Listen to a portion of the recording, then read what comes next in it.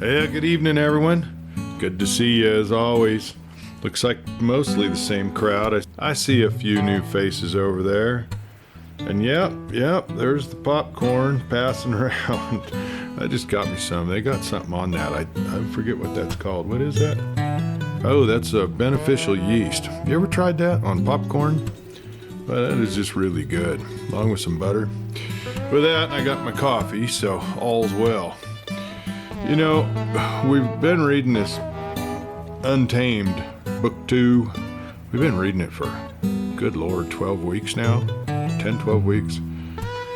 Well, we're getting towards the end. This week and next week are maybe about the end of it for us on this, but fortunately, Ginger's found a book 3, and I think we're going to try that one as well. Some of you like this story. Well, tonight we're going to start with chapter 36, The Discovery of Life. Yeah, the discovery of life. So y'all just get settled in and we'll just kind of tell this story. This is the letter in which Swinnerton Lawburn received over the signature of Dr. Randall Byron. It was such a strange letter that between paragraphs, Swinnerton Lawburn paced up and down his Gramercy Park studio and stared, baffled at the heights of the Metropolitan Tower. Dear Swinnerton, I'll be with you in good old Manhattan about as soon as you get this letter. I'm sending this ahead because I want you to do me a favor. If I have to go back to those bare, blank rooms of mine with the smell of chemicals drifting in from that laboratory, I'll get drunk, that's all. Now here's where Swinnerton Lawburn lowered the letter to his knees, grasped his head in both hands. Next he turned to the end of the letter and made sure that the signature said Randall Byron. He stared again at the handwriting. It was not the usual script of that young doctor. It was bolder, freer, twice as large as usual. There was a total lack of regard for the amount of stationery consumed. Shaking his head in bewilderment, Swinnerton Lawburn shook his fine gray head and read on. What I want you to do is to stir about and find me a new apartment. Mind you, I don't want that loft of some infernal arcade building in the 60s. Give me a place somewhere between 30th and 58th. 2 bedrooms. I want a place to put some of the boys when they drop around my way, and at least 1 servant's room. Also, at least 1 large room where I can stir about and wave my arms without hitting the chandelier. Are you with me? Here's where Swinnerton Lawburn seized his head between both hands again, and he groaned. Dementia, plain and simple dementia. And at his age, poor boy. He continued on. Find an interior decorator, not one of those fuzzy-haired women in pants, but a he-man who knows what a he-man needs. Tell him I want that place furnished regardless of expense. I want some deep chairs that will hit me under the knees. I want some pictures on the wall, but nothing out of the 18th century. No impressionistic landscapes. No girls dolled up in fluffy stuff. I want some pictures I can enjoy, even if my maid and aunt cannot. And there you are. Tell him go ahead on those lines. In a word, Swinnerton, old top, I want to live. For about 30 years I've thought, and now I know that there's nothing in it. All the thinking in the world won't make 1 more blade of grass grow, put 1 more pound on the ribs of a longhorn, and in a word, thinking is the bunk, pure and simple. At this point, Swinnerton Lawburn staggered to the window, he threw it open, he leaned out into the cold night. After a time, he had gathered the strength enough to return to his chair and read through the rest of the epistle without interruption. You must wonder how I've reached this new viewpoint. Simply by seeing some concentrated life here at the Cumberland Ranch. My theories are blasted and knocked in the head, praise God, and I've brushed 1,000,000 cobwebs out of my brain. Chemistry? Rot. There's another sort of chemistry that works on the inside of a man. And that's what I want to study. There are 3 great preliminary essentials to this study. Number 1, how to box with a man. And number 2, how to talk with a girl. And 3rd, how to drink old wine. Try the 3, Swinnerton. They ain't half bad. At first they may give you a sore jaw, an aching heart, and a spinning head. But in the end, they teach you how to keep your feet and fight. And this is how my eyes were opened. When I came out to this ranch, it was hard for me to ride a horse. So I've been studying how it could be done. Among other things, you should keep your toes turned in. And you know, there are many other things to learn. When I had mastered them one by one, I went out the other day and I asked to have a horse saddled. It was done for me, and a lantern-jawed cowpuncher brought out a piebald gelding with long ears and sleepy eyes. Not a lovely beast, but a mild one. So I went into the saddle, according to theory, with some slight hesitations here and there, planted my feet in the stirrups, and told that lantern-jawed feller to turn loose the head of the piebald. This was done. I shook the reins. The horse didn't move.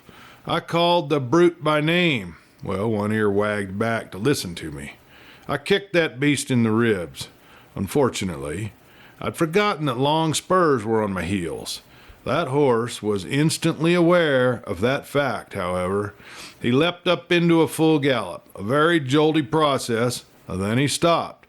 But I kept on going. A fence was in the way, so I was halted. And afterwards, the lantern-jawed man picked me up and offered to carry me back to the house, or at least get a wheelbarrow for me. I refused with some dignity. I remarked that I preferred walking, really, and so I started out across the hills and away from the house. My head was sore, so were my shoulders where I'd hit the fence. I began to think the joy of facing that horse again, armed with a club. It was evening, after supper, you see, and the light of the moon was already brighter than the sunlight. And by the time I had crossed that first range of hills, it was really quite dark. And as I walked, I brooded upon many things. There were enough to disturb me. There was old Joe Cumberland at death's door and beyond the reach of my knowledge, and he had been taken away from death by the wild man, Dan Barry. There was the girl with the bright hair, Kate Cumberland. In education, nothing. In brain, nothing. In experience, nothing. And yet I was attracted. But she was not attracted in the least, until along came that wild man again, and she fell into his arms, actually fought for him. Why? I could not tell. My name and the things I have done, and even my money, meant nothing to her. But when he came, it was only a glance, a word, a smile, and she was in his arms. I felt like Caligula. I wished the world had only one neck and I an axe. But why should I have felt depressed because of failures in the eyes of these silly yokels? Not one of them could read the simplest chemical formula. All very absurd, you will agree, and you may get some inkling as to the state of mind while I walked over them same dark hills. I seemed a part of that darkness. I looked up to the stars. They were merely like the pages of a book. I named them offhand, one after the other, and thought of their characteristics, their distance, their composition, and meditated on the marvels of the spectrum as been made known to us. But no sooner did such a train of thought start in my brain than I again recurred to the girl, Kate Cumberland, and all I was aware of was pain at heart, something like homesickness, very strange. She and the man are together constantly. The other day I was in Joseph Cumberland's room and we heard whistling outside. Well, the face of the old man lighted. They're together again, he said. Well, how do you guess at that, I asked. By the sound of his whistling, he answered. For he whistles as if he expected an answer, as if he were talking with someone. And by the Lord, the old man was right. It never would have occurred to me. Now, as I started down the farther slope of a hill, a whistling sound ran upon me through the wind, and looking back, I saw a horseman galloping with great swiftness along the line of the crest, very plainly outlined by the sky, and by something of smoothness in the running of the horse. I knew that it was Barry and his Black Stallion. But the whistling, the music, dear God, man, have you read of the pipes of Pan? That night I heard 'em, and it made a riot in my heart. He was gone, suddenly, and the whistling went out like a light. But something had happened inside me, the first beginnings of this process of internal change. The ground no longer seemed so dark. There were earth smells, pretty friendly, I heard some little creature chirruping contentedly to itself. Something hummed, a grasshopper perhaps, and then I looked up to the stars. There was not a name I could think of. I forgot them all, and for the first time I was contented to look at them and wonder at their beauty without an attempt at analysis or labeling. If I say that I went back to that ranch house with my feet on the ground and by heart up there among the stars, will you understand? I found the girl sewing in front of the fire in the living room, simply looked up to me with a smile and a certain dimness about the eyes. Well, my breath stopped. "Kate," said I, "I'm going away tomorrow morning." "And leave Dad?" said she. "To tell the truth," I answered, "there is nothing I can do for him. There has actually never been anything I could do for him." I am sorry," said she, and lifted up her eyes to me. Now I had begun by being stiff with her, but the ringing of that whistling, pipes a pan, you know, was in my ears. I took a chair beside her. Something overflowed in my heart, and for the first time in whole days I could look on her beauty without pain. "Do you know why I'm going?" I asked her, as she waited. "Because," said I, and smiled right into her face, "I love you, Kate, most infernally, and I know perfectly well that I will never get the devil a bit of good out of it." She peered at me. "You aren't jesting?" says she. "No, you're serious. I'm very sorry, Dr. Byron." "And I answered, "am glad. I wouldn't change it for the world. For once in my life, tonight, I've forgotten myself. No, I won't go away and nurse a broken heart, but I'll think of you as a man should think of something bright and above him. You'll keep my heart warm, Kate, till I'm a very old man. Because of you, I'll be able to love some other girl, and a fine one, by the Lord." Something of the nature of an outburst, but it was the music which had done it. All the time it rang and echoed throughout my ears. My words were only an echo of it. I was in tune with the universe. I was living for the first time. The girl dropped her sewing, tossed it aside. She came over to me, took my hands in a way that would have warmed even the icicles of your heart, Swinnerton. "Doctor," says she, "I know that you're going to be very happy." "Happiness," said I, "is a trick, like riding a horse, and I think that I've learned that trick. I've caught it from you and from Barry." At that, she let go of my hands and she stepped back. "The very devil is in these women, Swinnerton. You never can place them for a minute at a time." "I'm trying to learn myself," she said. There was a shadow of wistfulness in her eyes. In another moment I should have made a complete fool of myself, but I remembered in time and I got out of that room. "Tomorrow, I start back for the old world, but I'll warn you beforehand, my dear fellow, that I'm bringing something of the new world with me. What has it all brought to me? I'm sad one day and gay the next, but at least I know that thinking is not life, and now I'm ready to fight." Randall Byron. Chapter 37, The Piebald. The morning of the doctor's departure witnessed quite a ceremony at the Cumberland ranch. For old Joe Cumberland insisted that he be brought down from his room to his old place in the living room. When he attempted to rise from his bed, however, he found that he could not stand, and big Buck Daniels lifted the old man like a child, carried him down the stairs. Once ensconced on the sofa in the living room, Joe Cumberland beckoned his daughter close to him and whispered with a smile as she leaned over, "Here's what comes of pretending, Kate. I've been pretending to be too sick to walk, and now I can't walk. And if I'd pretended to be well, I'd be riding Satan right now." He looked about him. "Where's Dan?" he asked. "Upstairs, getting ready for the trip." "A trip?" "He's riding with Dr. Byron to town, and he'll bring back Dr. Byron's horse." The old man grew instantly anxious. "There's a lot of things can happen on a long trip like that, Kate." She nodded gravely. "But we have to try him," she said. We can't keep him here at the ranch all the time. And if he really cares, Dad, he'll come back." "And if you let him go of your own free will?" asked Joe Cumberland wonderingly. "I asked him to go," she answered quietly, but some of the color had left her face. "Of course it's going to come out all right," nodded her father. "I asked him when he'd be back, and he said he would be here by dark tonight." The old man sighed with relief. "He don't never slip up on promises," he said. "But oh, lass, I'll be glad when he's back again. Buck, how'd you and Dan come along together?" "We don't come," answered Buck gloomily. "I tried to shake hands with him yesterday and call it quits, but he wouldn't touch me. He just leaned back and smiled at me and hated me with his eyes, that way he has. He don't even look at me except when he has to. And when he does, I feel like someone was sneaking up behind me with a knife ready. And he ain't even said 10 words to me since I come back." He paused and he considered Kate with the same dark, lowering glance. "Tomorrow I leave."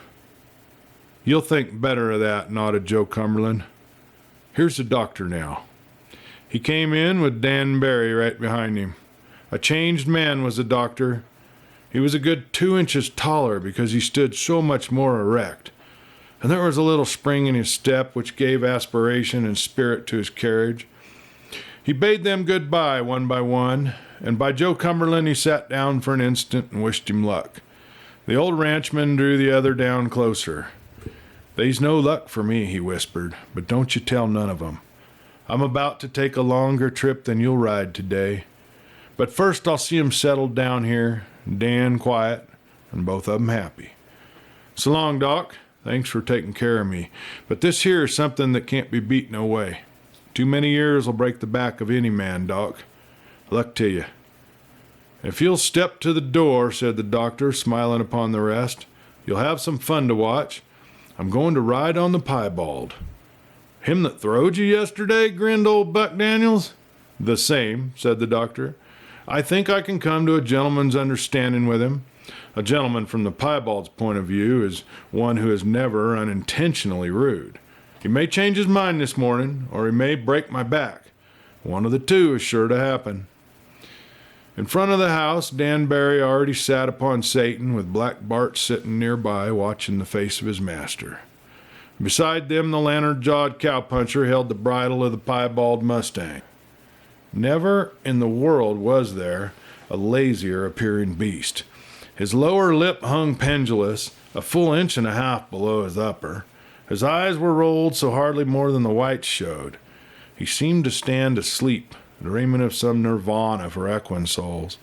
And the only signs of life were them long ears, which wobbled, occasionally, back and forth.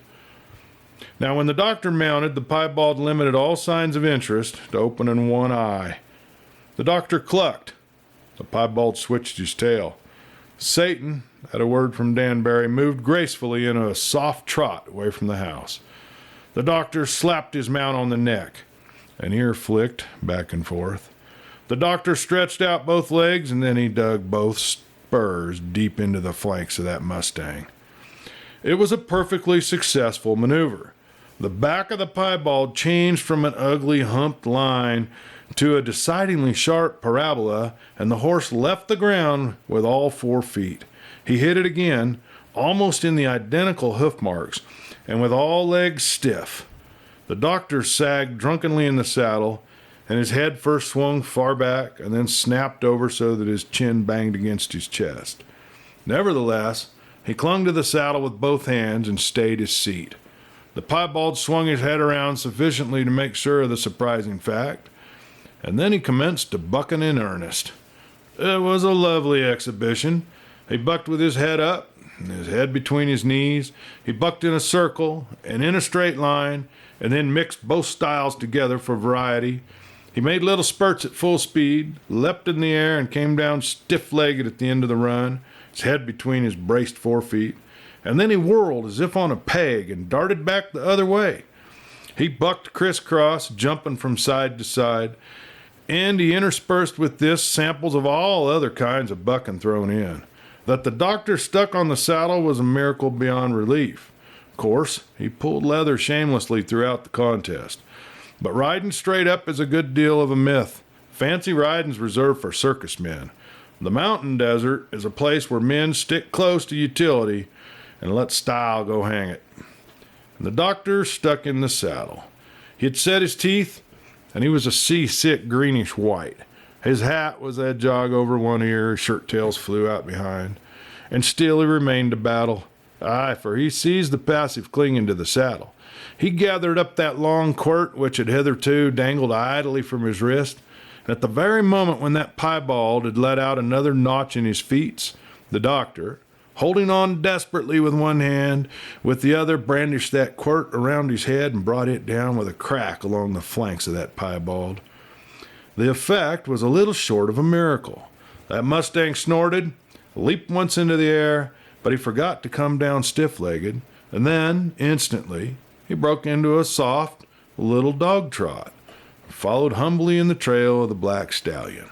The laughter and the cheers from the house were the sweetest of music in the ears of Dr. Randall Byron. The most sounding sentence of praise from the lips of the most learned of professors after this would be the most shabby of anticlimaxes. He waved his arms back to a group standing in front of the house: Buck Daniels, Kate, of course the lantern-jawed cowboy, and Wung Lu waving his kitchen apron.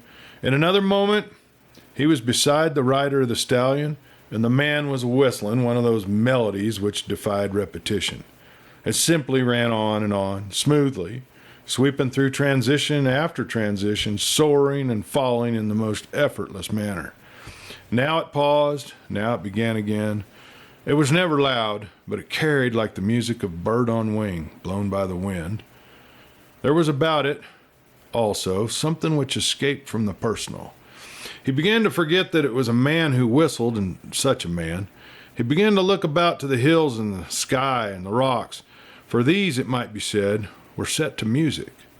They, too, had the sweep of line, the broken rhythms, the sense of spaciousness, the far horizons. That day was a climax of the unusual weather. For a long time the sky had been periodically blanketed with thick mist, but today the wind had freshened and it tore the mist into 1,000 mighty fragments. There was never blue sky in sight, only, far up, a diminishing and lighter gray to testify that above it the yellow sun might be shining. But all the lower heavens were asweep with a vast cloud masses, irregular, huge, hurling across the sky. They hung so low that one could follow the speed of their motions and almost gauge it as if by miles per hour. And in the distance, they seemed to brush the tops of the hills. Now, seeing this, the doctor remembered that he had heard of rain in this region. It would come, they said, in sheets and masses, literal waterfalls. Dry arroyos suddenly filled and became swift torrents, rolling big boulders down their courses. There were tales of men fording rivers who were suddenly overwhelmed by terrific walls of water which rushed down from the higher mountains in masses 4 and 8 feet high.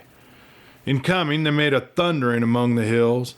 They plucked up full-grown trees like twigs, thrust into wet mud. Indeed, that was a sort of rain one would expect in such a country. So whipped and naked a life, even the reviving rainfall was sent in the form of a scourge, and that which should make the grass grow might tear it up by the roots. That was a time of change and important, and a day well fitted to the mood of Randall Byron. He also had altered, and there was about to break upon him the rain of life, and whether it would destroy him or make him live, and richly, he could not guess. But he was naked to the skies of chance, naked as this landscape. Far past the midday, they reached the streets of Elkhead and stopped at the hotel.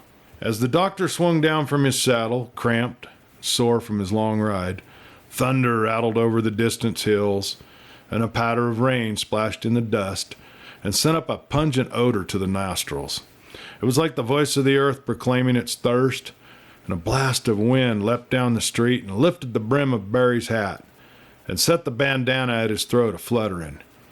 He looked away into the teeth of the wind, and he smiled. There was something so curious about him at the instant that Randall Byron wanted to ask him into the hotel, wanted to have him knee to knee for a long talk. But he remembered an old poem. The seashell needs the wave of the sea, the bird will not sing in the cage, and the yellow light in the eyes of Barry, phosphorescent almost, a thing that might be nearly seen at night, that surely would not shine under any roof. It was the wind which made him smile. These things he understood without fear.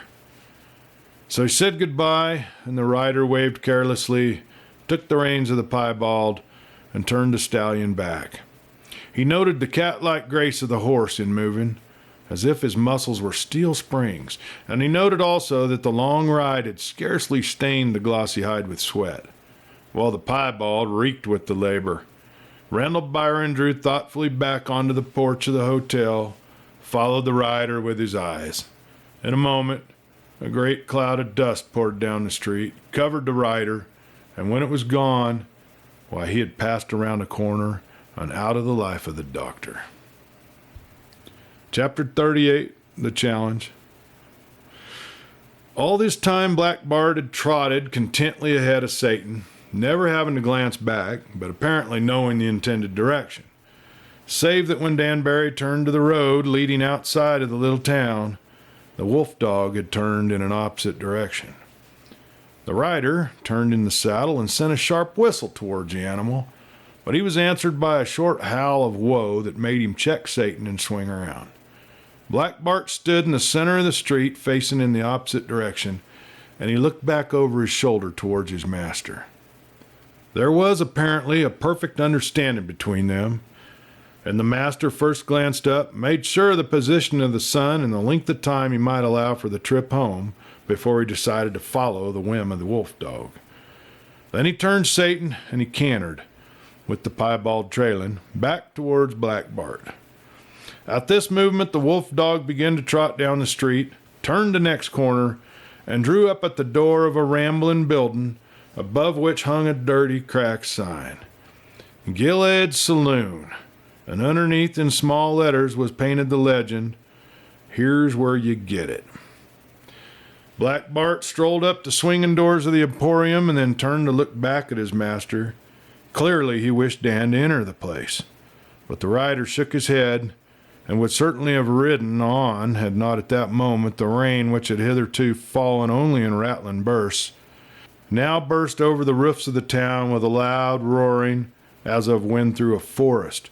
It was possible that that shower might soon pass over, so Dan rode under the long shelter which stretched in front of the saloon, dismounted, and entered behind Black Bart. It was occupied by a scattering of people, for the busy time of the day had not yet commenced, and Pale Annie's was merrily idling behind the bar, working at half speed, as it were. To this group Black Bart paid not the slightest heed, but glided smoothly down the center of this long room until he approached the tables at the far end, where in a corner sat a squat, thick-chested man, and opposite him the most cadaverously lean fellow that Whistlin Dan had ever seen. Before these two, Black Bart paused, then cast a glance over his shoulder towards the master. Whistlin Dan frowned in wonder. He knew neither of the pair, but Black Bart apparently did. He slouched a pace closer, crouched, bared his fangs with a tremendous snarl, and at this the lean man left his chair and sprang back a distance. Terror convulsed his face, and his eyes glittered with a fascinated interest. He glanced first at his companion and then at the great wolf dog, as if he were making a comparison between them.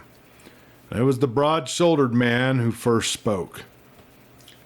"Partner," he said in a thick voice, in which the articulation was almost lost, "maybe you better take your dog out before he gets hurt. He don't like me, and I don't like him none too much." "Bart," called Dan Barry. But Black Bart gave no heed. There had been a slight flexing of his muscles as he crouched, and now he leaped, a black bolt of fighting weight, squaring in the face of the giant. He was met and checked midway in his spring, for the two long arms darted out, Two great hands fastened in the throat of the beast, and Black Bart fell back upon the floor, with Mac Strand following, his grip never broken by the fall. A scurry of many feet running towards the scene, a shouting of 20 voices around him, but all that Whistlin Dan saw were the fangs of Bart as they gnashed fruitlessly at the wrists of Mac Strand. And then the great red tongue lolling out and his eyes a-bulging from their sockets. All he heard was the snarling of the wolf and the peculiar whine of rage which came from the throat of the man-beast fighting the wolf. Then he acted. His hands darted between the thick forearms of Mac Strand. His elbows jerked out and snapped the grip, and next he dragged Black Bart away from the danger. The wolf was instantly on his feet and lunging again, but a sharp heel from Dan checked him mid-leap. He came to a shuddering halt behind the legs of his master. Whistlin Dan slipped a little closer to the giant. "I should have knowed you before," he said in a voice which carried only to the ears of Strawn. "You're the brother of Jerry Strand, and there's a reason why Bart hates you, pardner." The thick upper lip of Strand lifted slightly as he spoke. "Him or you and your wolf together, or one by one, it don't make no difference to me. I've come for you, Barry." The other straightened a little, and his eyes traveled slowly up and down the form of Strand. "I've been hungering to meet a man like you," he said. "Hungering, partner. North of town, there's the old McDuffie place, all in ruins and nobody ever near it. I'll be there in an hour, my friend." "I'll be waiting for you there," nodded Mac Strand, and so saying he turned back to his table as if he'd been interrupted by nothing more than a casual greeting. Still, Dan Barry remained a moment with his eyes on the face of Mac Strand, and when he turned and walked with his light, soundless steps down the length of the silent barroom, the wolf dog slunk at his heels, ever and anon swinging his head over his shoulder and glancing back at the giant at the end of the room. As the door closed on man and dog, the saloon broke once more into a murmur, and then into an excited clamoring. Pale Annie stepped from behind the bar and leaned upon the table beside Mac Strand.